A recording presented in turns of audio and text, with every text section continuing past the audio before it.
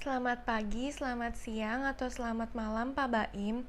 Perkenalkan, nama saya Lishan, 2019-643. Saya akan mempresentasikan tentang kesalahan umum berbahasa Indonesia.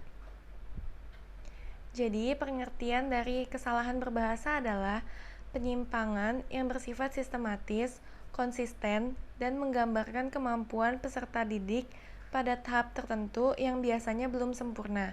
Sedangkan kekeliruan adalah bentuk penyimpangan yang tidak sistematis yang berada pada wilayah performansi atau perilaku berbahasa.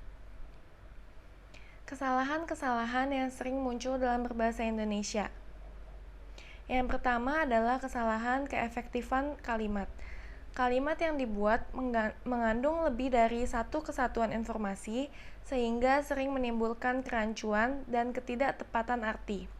Contoh kesalahan: sering keluarga yang dari daerah pedalaman tinggal di luar kota lama dan banyak adalah petani. Alternatif pembenarannya, keluarga dari daerah pedalaman yang sebagian besar adalah petani sering tinggal di luar kota untuk waktu yang lama. Yang kedua adalah kesalahan pemilihan kata. Sebuah kata memiliki peran yang penting dalam sebuah kalimat karena arti atau makna sebuah kalimat dapat dibangun dengan pemilihan kata yang tepat. Kesalahan kata dapat menimbulkan kesalahpahaman atas arti atau makna yang dimaksudkan penulis. Contoh kesalahannya, situasi ini pusing untuk anak-anak dan bisa sangat mempengaruhi mereka. Alternatif pembenarannya, situasi ini membingungkan anak-anak dan sangat mempengaruhi mereka. Yang ketiga adalah kesalahan karena tidak lengkapnya fungsi kalimat. Kesalahan-kesalahan ini berupa ketidaklengkapan fungsi kalimat yang meliputi tidak adanya subjek, predikat yang tidak jelas, dan penghilangan objek pada predikat berverba transitif. Contoh kesalahannya, umumnya kenakalan remaja dari rumah atau keluarga rusak. Alternatif pembenarannya, umumnya, kenakalan remaja bermula dari keluarga yang tidak harmonis. Yang keempat adalah kesalahan penggunaan afiks. Ada banyak ketidaktepatan dalam menentukan afiks yang akan digunakan dalam proses verbalisasi maupun nominalisasi. Afiks sering digunakan terbalik-balik. Misalnya, seharusnya memakai afiks me, tetapi menggunakan afiks ber, dan demikian pula sebaliknya. Ketidaktepatan tersebut akan berakibat tidak tepatnya sens kalimat yang dibentuk dan bergesernya arti kalimat tersebut.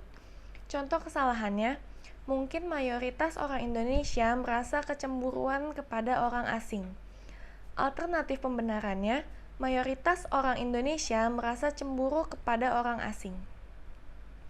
Yang kelima, kesalahan karena penggunaan preposisi yang tidak tepat. Kesalahan penggunaan preposisi ini berupa pemakaian preposisi yang tidak tepat dalam kalimat. Tidak dipakainya preposisi dalam kalimat yang menuntut adanya preposisi, dan pemakaian preposisi yang tidak perlu dalam suatu kalimat. Contoh kesalahannya, kami pergi pabrik batik untuk mengerti tentang proses batik. Alternatif pembenarannya, kami pergi ke pabrik batik untuk mengerti proses membuat batik. Yang keenam adalah kesalahan urutan kata. Urutan kata dimaksudkan sebagai susunan kata untuk membentuk tataran yang lebih tinggi. Dalam bahasa Indonesia, pada umumnya, sesuatu yang diterangkan berada di depan yang menerangkan. Namun demikian, sering terjadi kesalahan dalam urutan ini. Contoh kesalahannya, keluarga adalah sosial kesatuan yang paling penting bagi orang Batak Toba. Alternatif pembenarannya, keluarga adalah kesatuan sosial yang paling penting bagi orang Batak Toba. Yang ketujuh adalah kesalahan penggunaan konstruksi pasif. Pada umumnya, konstruksi pasif bahasa Indonesia dapat dibentuk dengan pronomina orang pertama, kedua, dan ketiga dengan pola aktif s ditambah me bentuk asal atau sufiks, ditambah o menjadi pola pasif o, ditambah di bentuk asal atau sufiks ditambah oleh ditambah s hanya untuk pronomina orang ketiga. Contoh kesalahannya, masjid ini membuat untuk sultan pertama. Alternatif pembenarannya, masjid ini dibuat untuk sultan pertama. Yang ke-8 adalah kesalahan penggunaan konjungsi. Konjungsi berfungsi sebagai penghubung frasa dan klausa dalam kalimat. Selain itu, konjungsi juga berfungsi sebagai penghubung antar kalimat dalam suatu paragraf. Kesalahan penggunaan konjungsi ini akan berakibat tidak jelasnya makna kalimat karena hubungan antar frasa dan antar klausa tidak jelas. Contoh kesalahannya, ABRI mempunyai banyak pengaruh daripada dulu di masyarakat. Alternatif pembenarannya, ABRI mempunyai banyak pengaruh terhadap masyarakat sejak dulu. 9. Kesalahan penggunaan yang. Kesalahan yang dilakukan berupa penggunaan yang dalam kalimat yang tidak memerlukan yang, dan sebaliknya, yang tidak digunakan ketika kalimat memerlukan yang untuk memperjelas makna kalimat tersebut. Contoh kesalahannya, suku Dani masih hidup secara yang primitif. Alternatif pembenarannya, suku Dani masih hidup secara primitif. Yang ke-10 adalah kesalahan pembentuk jamak.